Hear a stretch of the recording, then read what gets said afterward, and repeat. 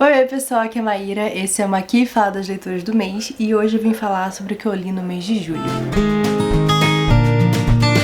Diferente do mês de maio e junho, esse mês eu li bastante até, foram 11 livros. Foram leituras muito legais também, além, é claro, dos lixos de sempre, né, que já estamos acostumados aqui nesse canal. Então o primeiro que eu terminei foi o terceiro, de Sookie Stackhouse, se chama Club Dead. Eu não sei como é que ficou a tradução em português. Esse livro tem traduzido já para o português. E eu acho que é aí que a série começa a melhorar pra mim. Apesar de coisas muito terríveis acontecerem nesse livro, assim. Esse livro é um dos livros que acontece umas coisas mais pesadas de toda a série. Apesar da autora não mencionar muito isso, mas eu gosto porque é o caminho que a série precisa ir, que é longe do Bill. Nesse livro, o Bill foi sequestrado e a Sookie vai junto com o Alcide, que é um lobisomem, tentar resgatar ele, saber onde é que ele tá e tudo mais. A gente fica sabendo um pouco mais sobre, tipo, a estrutura dos lobisomens e tal, que é uma coisa que vai ser desenvolvida também durante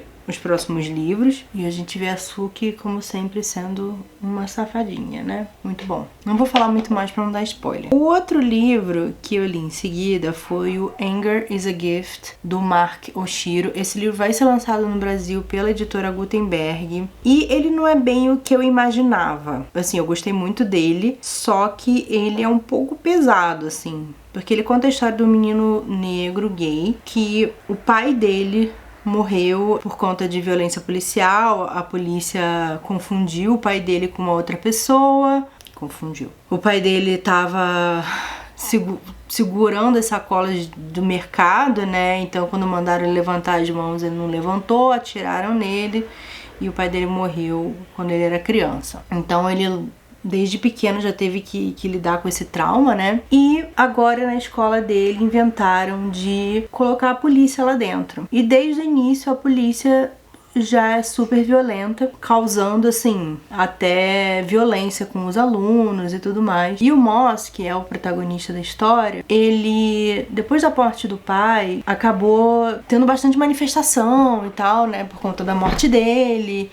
E as pessoas passaram a reconhecer ele, né, por, né, ser filho do pai dele. A mãe dele também era muito envolvida em coisa de direitos civis e, né, manifestações e tal do Black Lives Matter. E ele acaba ficando com crise de ansiedade por causa disso. Então toda vez que ele vê, assim, manifestação, muitos policiais, ele começa a entrar em crise. E aí num dia ele tá no metrô com uma amiga dele e ele conhece um carinha que é o Javier, eu acho que é o nome dele. E ele fica achando assim, ele deve ser hétero, ele não, né, não vou me iludir, não sei o que. Mas o menino fica interessado nele também. E eles começam a se conhecer, a ter um lance e tal. E aí você acha que vai ser tipo um livro que fala sobre todas essas coisas, né? Tipo, esses temas que são importantes de serem discutidos e tal, mas vai trazer a leveza do romance, talvez, pra quebrar um pouco a tristeza, né? E o pesado dessa situação toda. Não é o que acontece. O romance rola, mas assim, é muito triste. Ai, ai.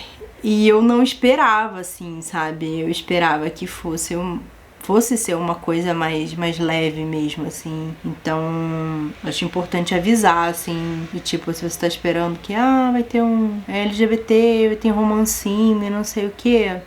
Eu acho que esse não é esse tipo de livro, sabe? Acho que a gente tem e tal alguns livros que fazem, né, essa intersecção, talvez. Estou parecendo um panda no momento, mas vai ficar tudo bem, eu acredito. Vamos acreditar. Eu tô com muito medo desse olho, gente.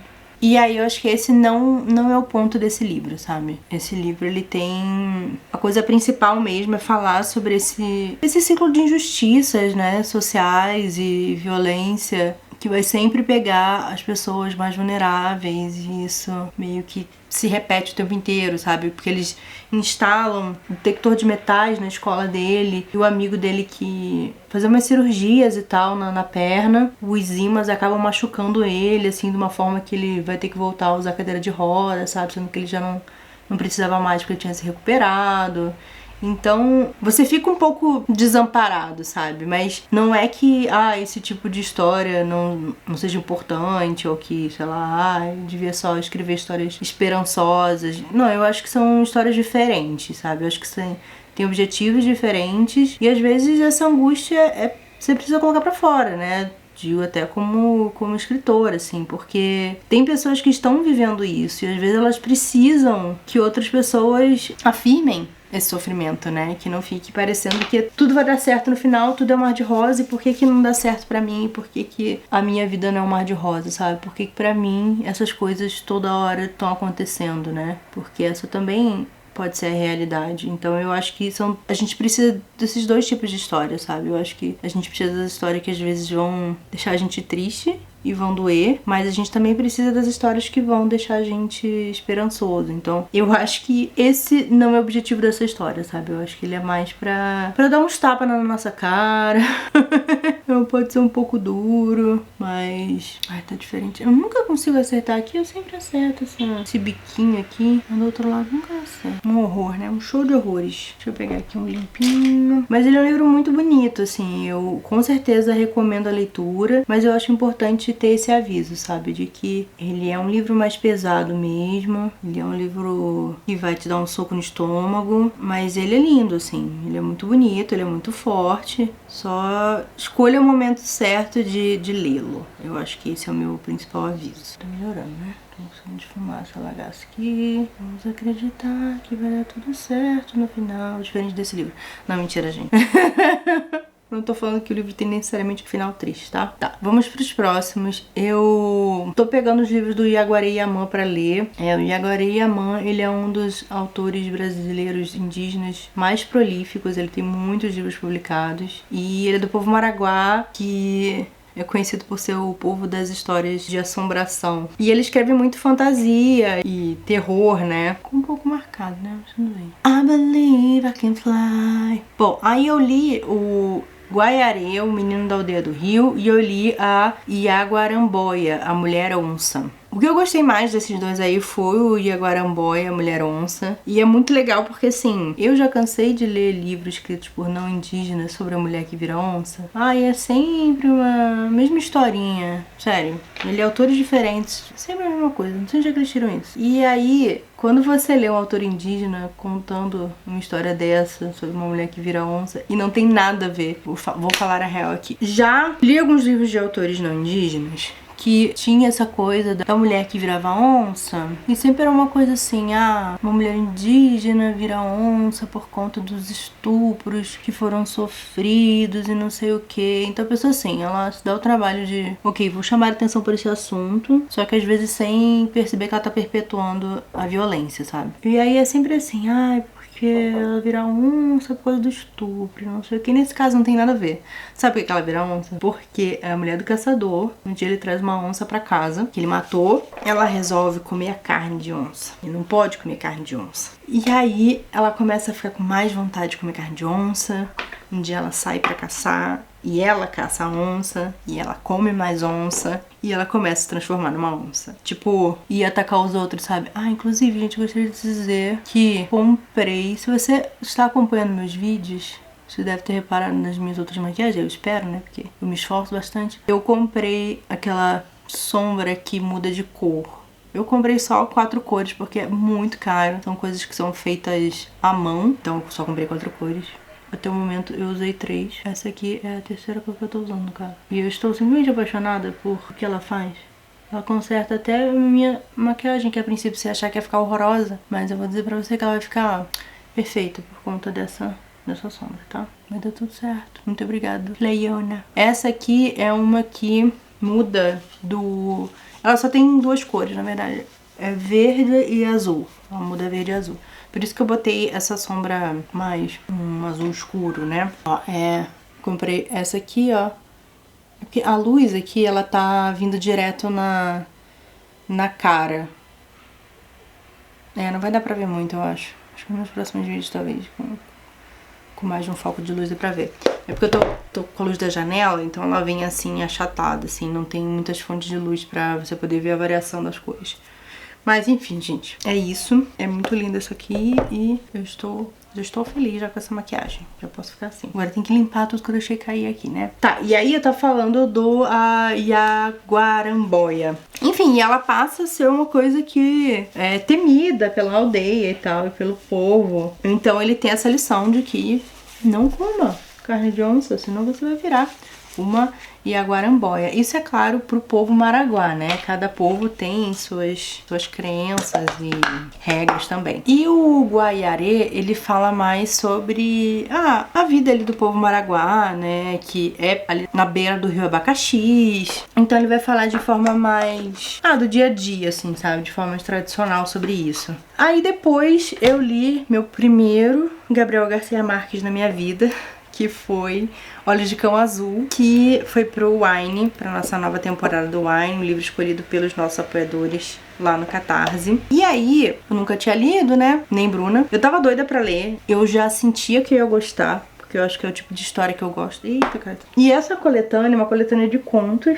com a temática da morte. E não sei se vocês sabem, mas Gabriel Garcia Marques é um escritor de realismo mágico, que é talvez o meu gênero favorito, apesar de muitas pessoas acharem que é fantasia e tal. É porque eu acho que tudo se encaixa, assim, dentro da ficção especulativa, que é o que eu gosto de ler, né? Tipo, em geral eu gosto de ler contemporâneo também, mas eu acho que o que sempre me atraiu também foi a ficção especulativa. E o realismo mágico tá dentro disso, né? Gente, não se maquiem com um pincel imenso, tá? Eu faço isso porque eu sou muito preguiçosa. E bom, ele fala de morte de um jeito tão bem-humorado e às vezes sinistro e inteligente, e nunca com uma explicação definida, sabe? E eu acho que eu já falei isso aqui algumas vezes, porque eu sinto que existe toda uma escola de narrativa que você precisa ser extremamente explicativo, senão as pessoas não entendem. E tudo bem às vezes não entender, eu acho que também tem isso, assim, sabe? Tipo, tá, eu não entendi porra nenhuma, mas e aí? Isso é ruim? O que eu senti lendo aquilo? Mesmo não entendendo nada? Que imagens aquela história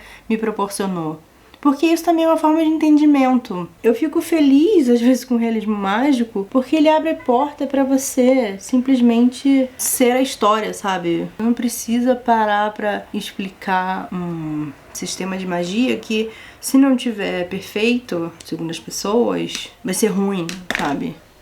A gente fala assim, só é assim, tá? E aí você sente aquela história e você não fica questionando, nossa, mas isso tá bem construído, isso faz sentido, isso não faz. É claro que assim, tem histórias e histórias, né? O problema é quando as histórias se propõem a explicar tudo e fazem isso mal. Porque, sei lá, por exemplo, eu li o Mar Sem Estrelas, não fiquei em momento nenhum me perguntando como é que funcionava aquele negócio ali de tem uma biblioteca, tá, mas peraí, qual que é a loja? Entendeu? Só é, cara.